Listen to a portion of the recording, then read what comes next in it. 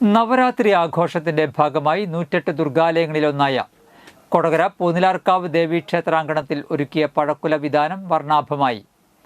കണ്ണനും കദളിയും കർപ്പൂരവള്ളിയും പൂവനും ചാരപ്പൂവനും നേന്ത്രനുമൊക്കെയായി നൂറുകണക്കിന് പഴക്കുലകൾ കൊണ്ടാണ് ക്ഷേത്രാങ്കണം അലങ്കരിച്ചിട്ടുള്ളത്.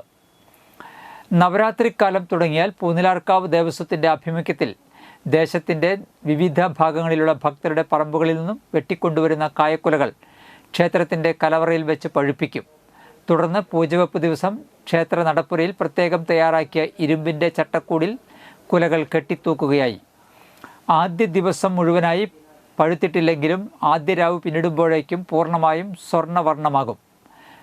പഴക്കുലകൾ മാത്രമല്ല, ചെന്തെങ്ങിൻ കുലയും കുലവാഴയും കുരുത്തോലയും പൂമാലയുമൊക്കെയായി നടപ്പുരയെ മനോഹരമായാണ് അലങ്കരിച്ചിരിക്കുന്നത്. സംഘമായാണ് വാഴക്കുല വെട്ടാൻ ഗ്രാമാന്തരങ്ങളിലേക്ക് പുറപ്പെടുക. ഓരോ പറമ്പിൽ നിന്നും വെട്ടിയെടുക്കുന്ന വാഴക്കുലകളിന്മേൽ നമ്പറിടുകയും അതേ നമ്പറും ആ വീട്ടുടമസ്ഥൻ്റെ പേരും വിലാസവും നോട്ടുബുക്കിൽ കുറിക്കുകയുമാണ്. നടപ്പുരയെ മനോഹരമാക്കിയ പഴക്കുലകളെ പാറാടയും മറ്റു പക്ഷികളും കൊത്താതിരിക്കാനുമൊക്കെയായി ഇനി വിജയദശമി വരെയുള്ള പകലിരവുകൾ ഈ പഴക്കുലകൾക്ക് കാവലായി ചെറുപ്പക്കാരും മധ്യവയസ്കരും വൃദ്ധരും ഒക്കെ അടങ്ങുന്ന ഭക്തരുടെ കൂട്ടായ്മയുണ്ട്. ഇക്കുറി നവരാത്രിയിലെ 3 രാത്രിയിലാണ് കാവൽ. രാത്രിയിൽ കഥകളും കട്ടൻ കാപ്പിയുമായാണ് ഈ പഴക്കുലകൾക്ക് സംരക്ഷണം ഒരുക്കുന്നത്. അഷ്ടമിയും നവമിയും പിന്നിട്ട് വിജയദശമി നാളിൽ രാവിലെ സരസ്വതി സന്നിധിയിൽ കുരുന്നുകളെ ഹരിശ്രീ കുറിക്കലും പൂജിച്ച പുസ്തകങ്ങൾ സ്വീകരിക്കലും കഴിഞ്ഞാലാണ് ഈ പഴക്കുലകൾ ഉടമസ്ഥർക്ക് വെട്ടിക്കൊടുക്കുക.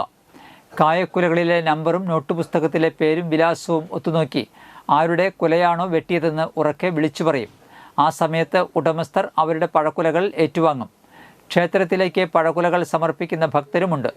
അറിവിൻ്റെയും ഐശ്വര്യത്തിൻ്റെയും ഉത്സവമായ നവരാത്രിക്കാലത്ത് ഇത്രയധികം പഴക്കുലകളാൽ അലങ്കാരം നടത്തുന്ന കേരളത്തിലെ അപൂർവം ക്ഷേത്രങ്ങളിലൊന്നാണ് കൊടകര പൂനിലാർക്കാവ്.